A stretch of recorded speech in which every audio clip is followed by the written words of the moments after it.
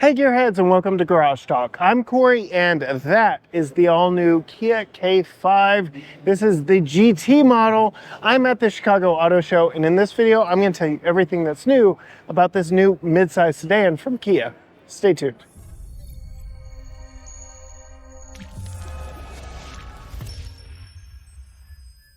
Yes, gearheads, we are at the 2024 Chicago Auto Show where Kia pulled the wraps off of this 2025 Kia K5. This is the most performance-oriented GT model, and so naturally, let's start talking about what motivates this one underneath the hood. We have a 2.5 liter turbocharged 4-cylinder. Power has not changed from the outgoing models, the older models, so we still get a very potent engine lineup. I'm making 290 horsepower, 311 pound-feet of torque here in this GT model.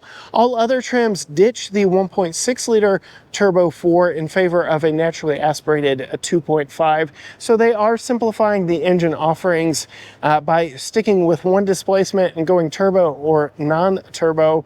And the LSX, EX, and GT lines do see a bump of 11 horsepower and a solid torque number of 181 pound-feet of torque in the non-turbo, non-GT models.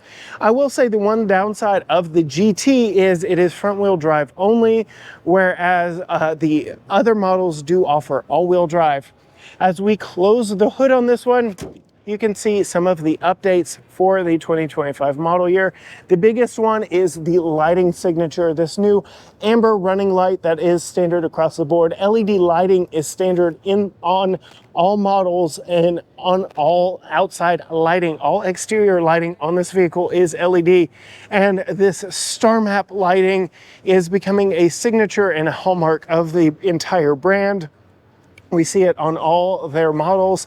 Each one is slightly unique and different, but you can see we get a revised front fascia with this large honeycomb grille, and they really wanted to emphasize the width of this midsize sedan, giving it a very strong, muscular, athletic look with that more visual look on the running lights up front here. As we come around to the side, you can see we do borrow from the Kia EV6 GT's neon green brake caliper. So we'll go ahead and pull in to these black wheels wrapped in Pirelli P0 all-season tires. They are 245/40 R19.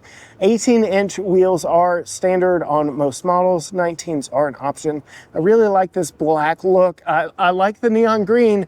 I don't know if it works for me as well as maybe red on a performance model that isn't electric, but it is a really solid look. As we come around to the profile, it keeps its similar profile from the outgoing model. In fact, as we pan around to the back from here, I'm going to turn around really quickly to show you what they used to look like before the update. This is the outgoing model with the different front face, different lighting pattern, kind of that heartbeat style lighting pattern on the front, and a quick pan here to the rear of it. This is what the back end used to look like on outgoing models.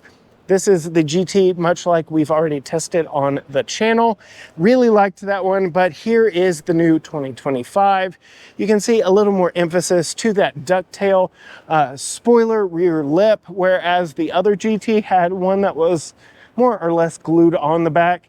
They sculpted the back end of this one just a little bit more. The trunk lid itself kind of comes up to a lip.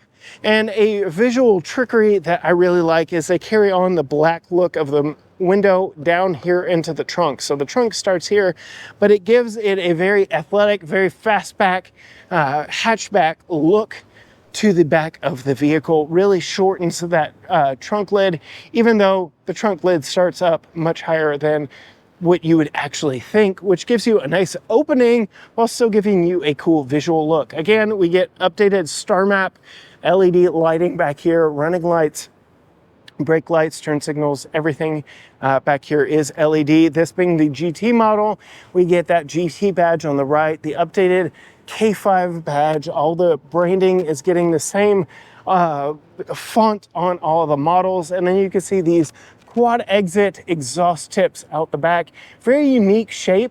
I do like how these are actually attached. It's not like it's a part of the bumper and the exhaust tips are just sticking through. It's a very nice look. We do have a power release for the trunk here. You can see, yes, they literally pulled the wraps off of it while we were here. They stuffed it right here in the trunk.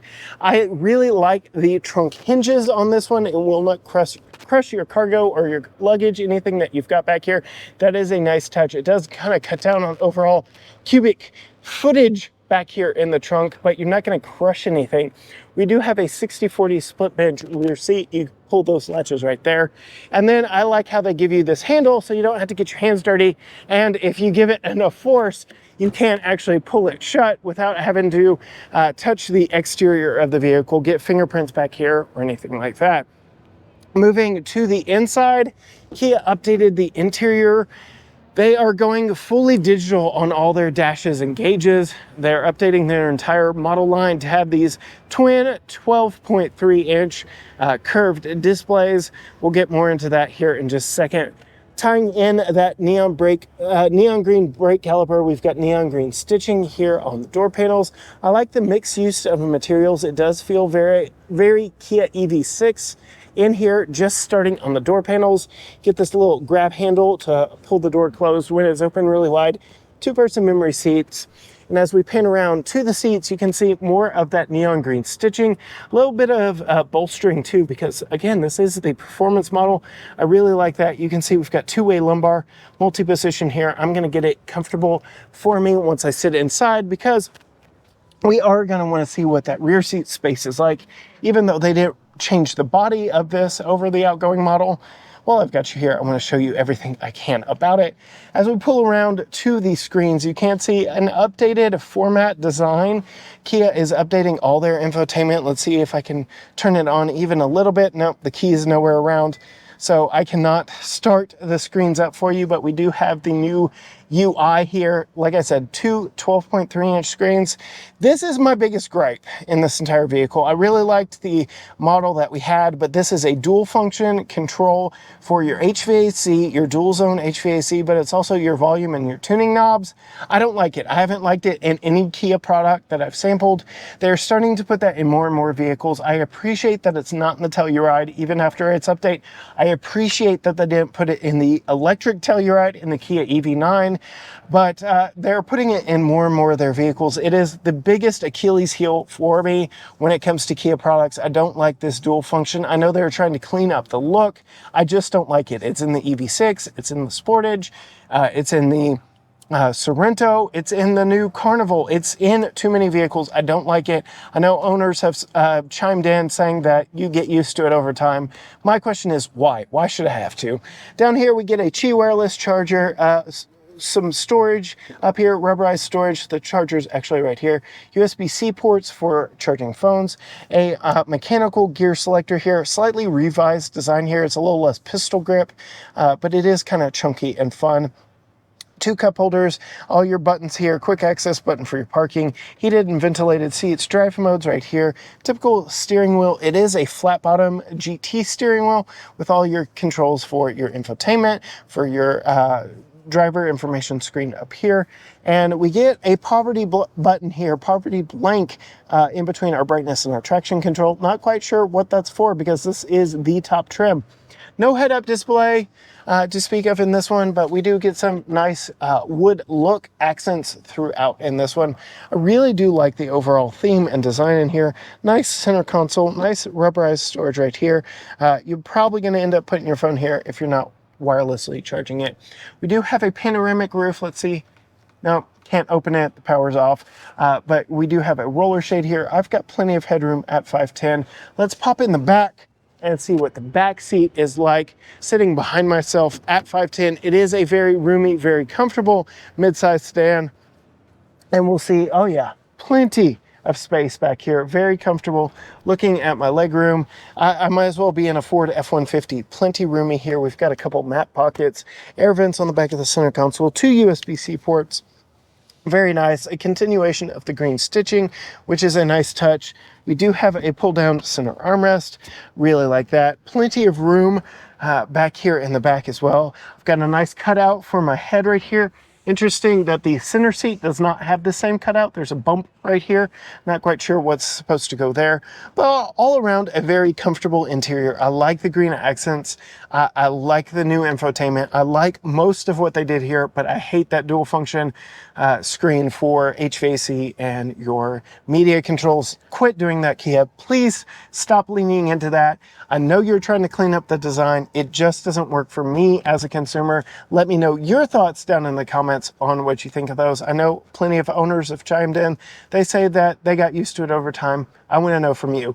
That is it for me here with the brand new 2025 Kia K5 at the 2024 Chicago Auto Show. If you want to see more from us, hit that subscribe button down below and ring the bell so you are notified every time a new video drops. You can find us on all social media platforms: Facebook, Instagram, X, TikTok, Threads, YouTube, all at GT Garage Talk, or you can go to gtgaragetalk.com.